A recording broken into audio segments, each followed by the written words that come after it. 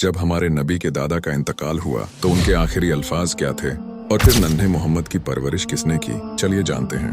कुरैश के सरदार, काबा की चाबी के अमीन, सब कबीलों में इज्जत रखने वाले बुजुर्ग हजरत अब्दुल मुत्तलिब बिस्तर मर्ज पर थे। बड़े बड़े सरदार उनकी चारपाई के पास बैठे थे। उनकी सफेद दाढ़ी सीने पर फैली हुई थी और आंखों में अब भी नूर चमक रहा था। मगर सब जानते थे कि अब वो वक्त करीब है। लेकिन उनकी निगाहों के सामने बार बार एक नन्हा बच्चा आ रहा था, वही जो उनके दिल का सुकून था, वही बच्चा जिनके वालिद उनके पैदा होने से पहले ही इस दुनिया से चले गए थे और जिनकी वालिदा बीबी आमना भी कुछ साल पहले मदीना के सफर में इंतकाल कर गई थीं। ये थे नन्हे मोहम्मद सल्लल्लाहु अलैहि वसल्लम, जिनकी उम्र उस वक्त सिर्फ 8 साल थी। मगर उनकी पेशानी से एक खास सी रोशनी झलकती थी। हजरत अब्दुल मुत्तलिब ने अपने पोते को पास बुलाया, उनके सर पर प्यार से हाथ फेरा, सीने से लगाया और धीमी आवाज में कहा, ये बच्चा कुछ अलग है। फिर उन्होंने अपने बेटों की तरफ देखा और कहा, मेरी बात ध्यान से सुनो। इस बच्चे की हिफाजत अब तुम्हारी सबसे बड़ी जिम्मेदारी है और मैं ये अमानत अपने बेटे अबू तालिब को सौंपता हूँ। ये सुनते ही हजरत अबू तालिब की आंखों में आंसू आ गए। वो तंगहाली में जिंदगी गुजारते थे, माल दौलत ज्यादा नहीं थी, लेकिन दिल बहुत बड़ा था।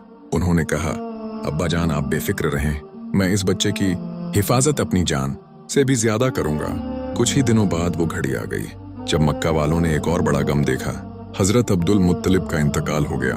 कुरैश के लोग सदमे में थे, मगर सबसे ज्यादा गम में थे नन्हे मोहम्मद सल्लल्लाहु अलैहि वसल्लम। पहले वालिदा का साया उठा और अब दादा भी चले गए। आंखों में आंसू थे, लेकिन दिल में अजीब सा सब्र था। कोई और बच्चा होता तो जोर जोर से रोता, मगर आप खामोशी से आसमान की तरफ देख रहे थे, जैसे वहीं से सुकून मिल रहा हो। अल्लाह ताला ने अपने प्यारे नबी को यह सब इसलिए दिखाया ताकि आने वाली उम्मत को सब्र और भरोसे का सबक मिले।